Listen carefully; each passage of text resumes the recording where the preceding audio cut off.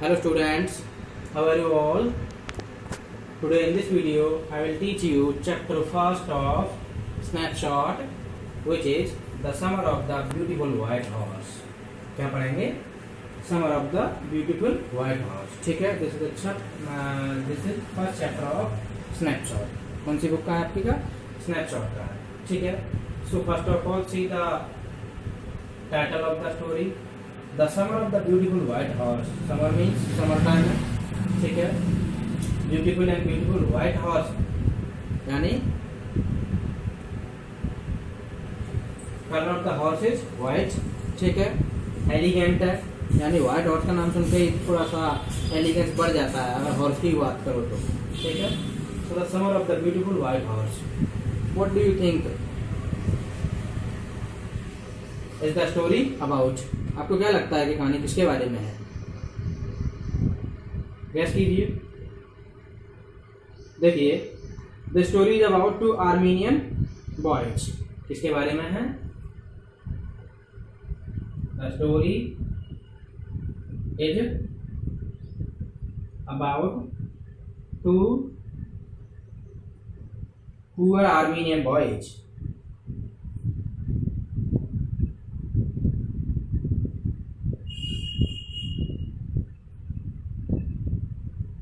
ठीक है. Who belong to a tribe whose hallmark are trust and honesty. जो एक ऐसी ट्राइब से यानी जो एक ऐसी जनजाति कह सकते हैं, ट्राइब कह सकते हैं, बिलोंग करते हैं, जिनका हॉलमार्क क्या है? ट्रस्ट और ऑनेस्टी है. ठीक है. तो कहानी की जो प्रोटैगनिस्ट हैं वो देखिए, नरेटर खुद है एक तो. यानी स्टोरी लिखी गई किसके द्वारा? विलियम सरोयान के द्वारा. किसके द्वारा लिखी गई है? विलियम सरोयान के द्वारा लिखी गई है. ठीक है. और जो कहानी के जो कैरेक्टर्स हैं वो देख लेते हैं.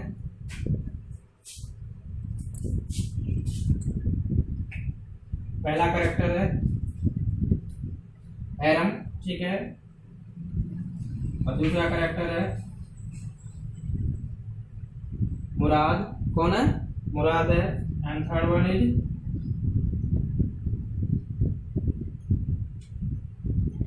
Uncle Khosrove. ठीक है. And next one is John Byro. ठीक है. Aram and Murad are cousins. ठीक है. कजन है. अंकल खसरो एरम्स कजन है. ठीक है. एरम का कजन है. John बायरो is a farmer. ठीक है. और हम ये भी कह सकते हैं कि John बायरो is the owner of the white horse. यानी जिस व्हाइट हॉर्स की चर्चा हम करने जा रहे हैं स्टोरी के अंदर, उस व्हाइट हॉर्स का ओनर कौन है? John Byro. ठीक है. हल्के फुल्के एक दो और भी कैरेक्टर्स हैं तो उनके बारे में बीच बीच में हम बताते रहेंगे. ऑलराइट. देखिए, थोड़ा सा बैकग्राउंड बताता हूँ मैं आपको कहानी का ताकि आपको अच्छे समझ आ जाए. सी मुराद. ठीक है. मुराद इज अ क्रेजी स्ट्रीक. कैसा है? क्रेजी बॉय है. ठीक है. जबकि एरम एक जो नरेटर है कहानी का, एरम क्या है? नरेटर. ठीक है. मुराद क्या है?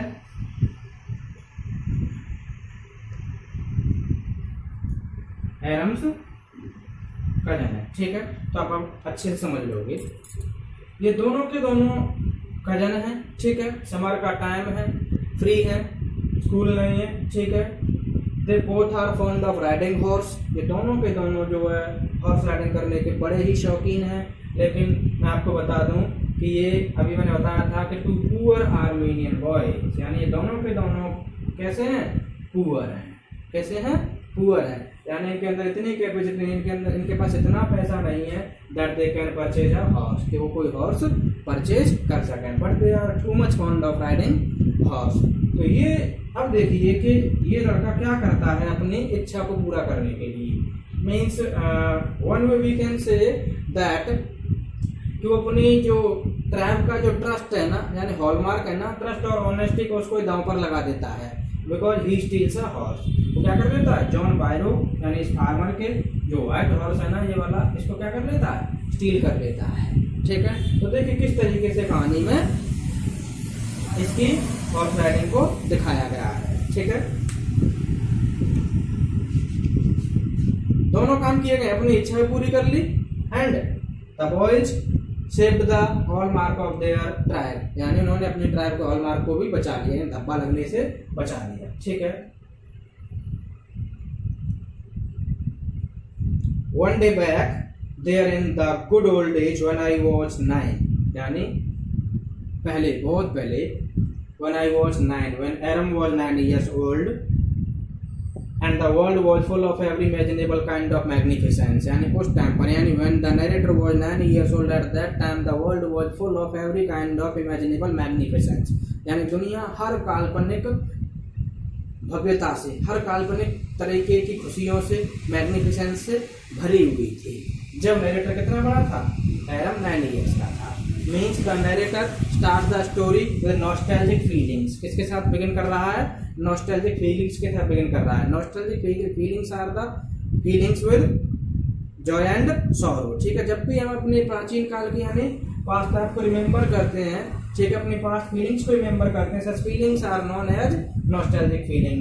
तो narrator is remembering his time when he was 9 years old and he is saying that at that time the world was full of every kind of imaginable magnificence and life was still a delightful and mysterious dream, और उस time पर जीवन तो एक mysterious dream की तरह था।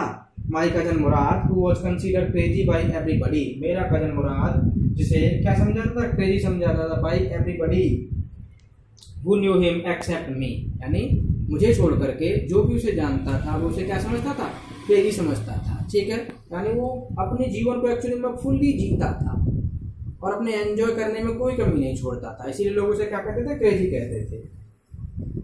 Came to my house at 4 in the morning, यानी मुराद came at the house of Adam at 4 o'clock in the morning and woke me up tapping on the window of my room, और मेरी room की window पर tap करके ऐसे ऐसे करके उसने क्या किया? मुझे उठाया। ठीक है। Adam he said, I jumped out of bed and looked out of the window, मैं जो है बेड से जंप किया and looked out of the window, bed से नीचे आकर के, बाहर आकर के जो उसने विंडो की ओर देखा। I couldn't believe what I saw. What do you think? Did he see? यानी बिलीव नहीं कर सका जो कुछ उसने देखा था। It wasn't morning yet, यानी सुबह हुई नहीं थी। But it was summer and with daybreak not many minutes around the corner of the world it was light enough for me to know I wasn't dreaming, यानी सुबह भी नहीं हुई थी और हल्की सी, कहते हैं ना कि 5 बजे के टाइम पर, 4:30 बजे के टाइम पर, 4 बजे के टाइम पर गर्मियों के दिनों में पीला पीला सा छा जाता है। ठीक है। तो उसे ये पता चल रहा था कि अब रात भी नहीं थी और इन चीजों को देख कर उसे ये भी लग रहा था कि आई वॉज नॉट ड्रीमिंग, कि नरेटर जो क्या नहीं कर रहा था? ड्रीम नहीं कर रहा था। क्यों? कितनी लाइट थी, इतना एनवायरमेंट में प्रकाश आ चुका था। माई कजन मुराद वो sitting on a beautiful white horse, यानी मेरा कजन मुराद वो sitting on a beautiful white horse, वो क्या कर रहा था? व्हाइट हॉर्स पर बैठा हुआ था। ठीक है। अच्छा, बिलीव क्यों नहीं कर सका? बिकॉज दे बिलोंग टू अ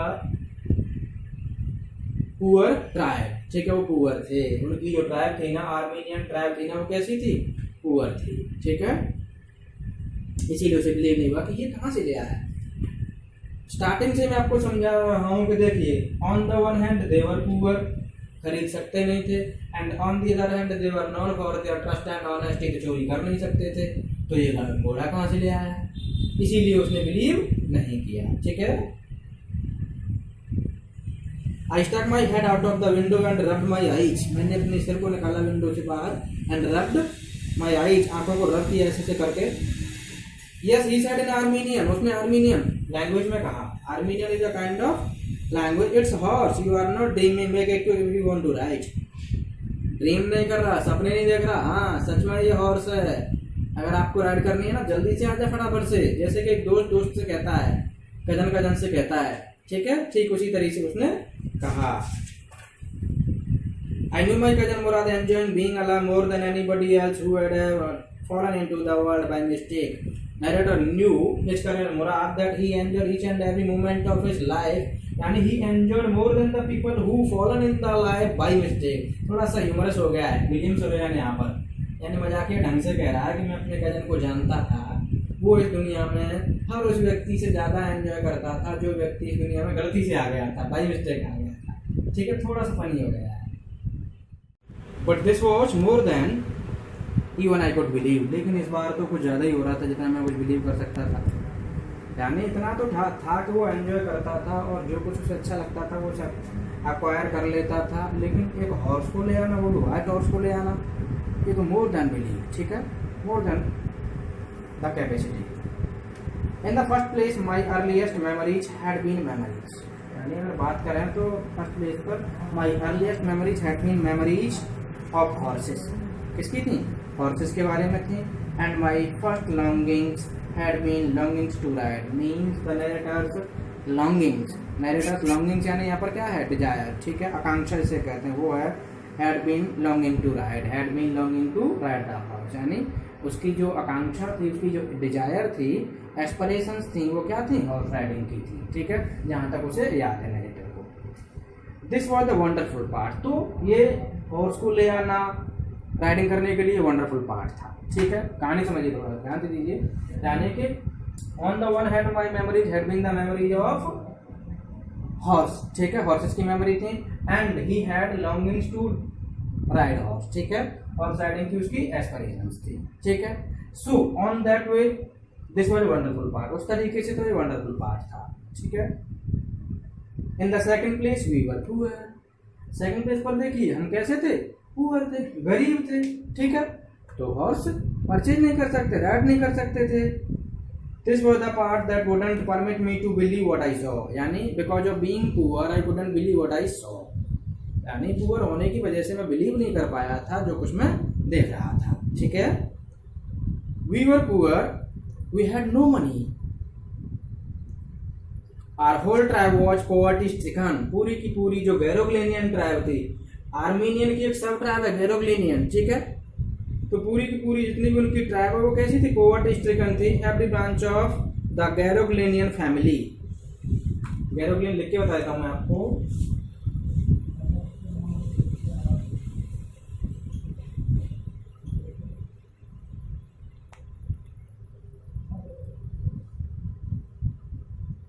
गैरोग्लेनियन, ठीक है। Every branch of Garoghlanian family was living in the most amazing and comical poverty in the world।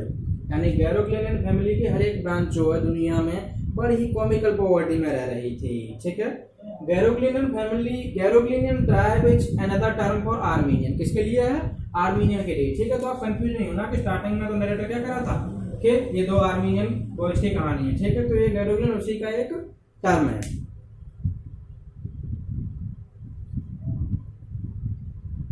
Nobody could understand where we ever got money enough to keep us with food in our bellies, not even the headman of the family।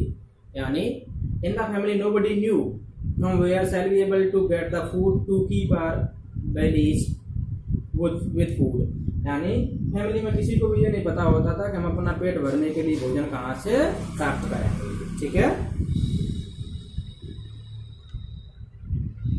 Not even the old man of the family, not even the head man of the family, ठीक है। Most important of all तो यही चीज थी। दो we were famous for our honesty।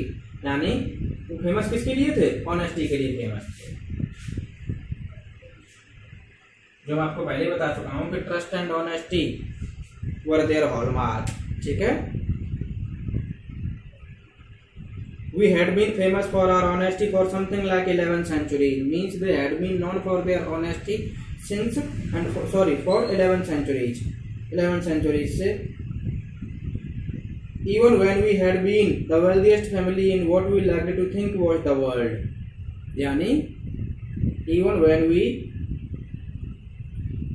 had been the wealthiest family, यानी कभी इनकी जो गैरोग्लेनियन फैमिली थी कैसी रहा करती थी? वेल्थिएस्ट फैमिली रहा करती थी। In what we liked to think was the world, यानी दुनिया भी बिल्कुल बड़ी अच्छी थी। We were proud first honest next, यानी हमें प्राउड होता था, ठीक है, अपने ऑनेस्ट होने पर। We were proud first honest next, यानी अपने वेल्दी होने पर उनको क्या होता था? प्राउड होता था। एंड नेक्स्ट वो क्या थे? ऑनेस्ट भी थे। And after that we believed in right and wrong, और उन सब चीज़ों के बाद हम बिलीव करते थे सही और गलत में, ठीक है। None of us would take advantage of anybody in the world let alone stealing. देखिए कितनी बड़ी बात करी नरेटर ने, अंडरलाइन कर लो इसको। None of other would take advantage of each other let alone steal, यानी हम में से कोई व्यक्ति किसी एक दूसरे के एडवांटेज को भी नहीं लेता था, यानी किसी का फायदा भी नहीं उठाता था। चोरी की तो बात दूर छोड़ दो। यानी वो कह रहा है नरेटर कि something like 11th century Garoghlanian tribe was the wealthiest tribe in the world and they think what the world was. ठीक है, तो प्राउड होता था पहले तो कि हम अमीर है। ठीक है, नेक्स्ट क्या थे वो, ऑनेस्ट थे। ठीक है, इतने ऑनेस्ट थे that they would not take the advantage of one another let alone steal, चोरी की तो बात ही दूर छोड़िए। ठीक है, तो ये सम अप हो गया आपका पहला। अब जब 11th सेंचुरी की बात करते हैं, 11th सेंचुरी बहुत ज्यादा पुअर थे, इतने पुअर थे कि इवन घर के जो मुखिया लोग होते थे उनको भी नहीं पता होता था कि हम अपने बच्चों के, अपने परिवार का भरण पोषण करने के लिए खाना कहाँ से जुटाएंगे, पैसा कहाँ से लाएं। खैर ठीक है। Consequently, even though I could see the horse, वो देख सकता था कि हॉर्स को so magnificent, इतना मैग्निफिसेंट यानी इतना ग्रैंड, ठीक है, शानदार। Even though I could smell it, यानी हॉर्स की स्मेल को फील कर सकता था। So lovely even though I could hear it breathing, so exciting, यानी हॉर्स को ब्रीदिंग करते हुए फील कर सकता था, इतनी एक्साइटिंग थी। ठीक है, एक्साइटिंग था। I couldn't believe the horse had anything to do with my cousin Murad और विद मी और with any of the other members of our family. मैं बिल्कुल बिलीव ही नहीं कर सकता था कि हॉर्स का मेरे कजन मुराद से कोई लेना देना है, या मेरे से कोई लेना देना है, या मेरे फैमिली के किसी मेंबर से कोई लेना देना है, क्योंकि वो लोग तो बहुत गरीब थे। They couldn't purchase a horse, वो परचेज कर ही नहीं सकते थे। And more over the horse was so magnificent, so Splendor, so gracious. ठीक है, इतना अच्छा था। Asleep or awake because I knew my cousin Murad couldn't have bought the horse. Asleep or awake, सोया जागा, नरेटर को पता था कि मुराद could not bought the horse, purchase कर ही नहीं सकता था। And if he couldn't have bought it, और जब वो उसको बॉट कर ही नहीं सकता था, परचेज कर नहीं सकता था, he must have stolen it, तो उसने क्या किया होगा, चुराया होगा। And I refused to believe he had stolen it, और मैंने इस बात को बिलीव करने से तो मना ही कर दिया था कि उसने चोरी की थी। तो जो पहले बता चुका है कि हमारी ट्राइब जो ऑनेस्ट और ट्रस्ट के लिए जानी जाती थी। ठीक है, no member of the Garoghlanian family could be a thief, हो ही नहीं सकता था थीफ तो। I stared first at my cousin and then at the horse, यानी पहले किसकी ओर देखा, कजन की ओर देखा, फिर हॉर्स की ओर देखा। There was a pious stillness and humor in each of them, there was a pious stillness यानी sacred calmness and humor in each of them, in horse and in Murad, which on the one hand delighted me, जिसने एक और तो narrator को क्या कर दिया, खुश कर दिया, and on the other hand frightened, और दूसरे क्या कर दिया, frightened। देखिए फिर से वहीं चलते वापस। Narrator had longings to ride a horse, ठीक है, उसकी longings थी हॉर्स राइडिंग करने की। तो on the one hand The presence of the horse with his cousin delighted him, ने उसको खुश कर दिया था कि एटलीस्ट मौका मिल गया क्या करने का, हॉर्स राइडिंग करने का। But on the other hand it frightened him, क्यों, क्योंकि उनकी जो फैमिली का जो हॉलमार्क था वो दांव पर लग गया था, क्योंकि वो लड़का हॉर्स खरीद नहीं सकता था, वो क्या करके लाया था, चोरी करके लाया था। ऑलराइट, तो इसीलिए उसे डर लग रहा था। Murad, I said, where did you steal this horse, कहाँ से चुराया था आपने horse. Leap out of the window, he said, if you want to ride, जल्दी से विंडो से कूद के आ अगर राइड करनी है तो। It was true then, true हो चुका था। He had stolen the horse, उसने चुराया था हॉर्स को। There was no question about it, अब तो कोई क्वेश्चन रह ही नहीं गया था। He had come to invite me to ride और नॉट एज आई चोज, वो तो मुझे इनवाइट करने के लिए आया था कि मैं राइड करना चाहता हूँ या नहीं। Well it seemed me stealing a horse for a ride was not the same thing as stealing something else, ऐसा लग रहा था मुझे कि हॉर्स को चुराना राइड करने के लिए was not the stealing of the something else such as money, यानी वैसी स्टीलिंग नहीं है जैसी पैसा चुराने की चोरी होती है, वैसी चोरी नहीं है। देखिए कहीं ना कहीं नरेटर खुद भी जो है मुराद की चोरी में क्या हो रहा है, उसकी चोरी को जस्टिफाई कर रहा है कि अगर हॉर्स को आप राइडिंग के लिए चुरा रहे हो तो वो चोरी नहीं है, और ऐसी चोरी नहीं है जैसे कि मनी की चोरी हो। ठीक है, अरे पर लेकिन अगर देखा जाए चोरी तो चोरी है। For all I knew, maybe it wasn't stealing at all, हो ही नहीं सकती, चोरी नहीं हो सकती। If you were crazy about horses the way my cousin Murad and I were, अगर आप क्रेजी हो हॉर्स के बारे में जिस तरीके से मैं और मेरा कजन था, it wasn't stealing, यानी इस तरीके से नरेटर ने अपने कजन मुराद की स्टीलिंग को जस्टिफाई कर दिया कि नहीं वो चोरी नहीं है। So it's enough for the day, students. Thank you and have a nice day.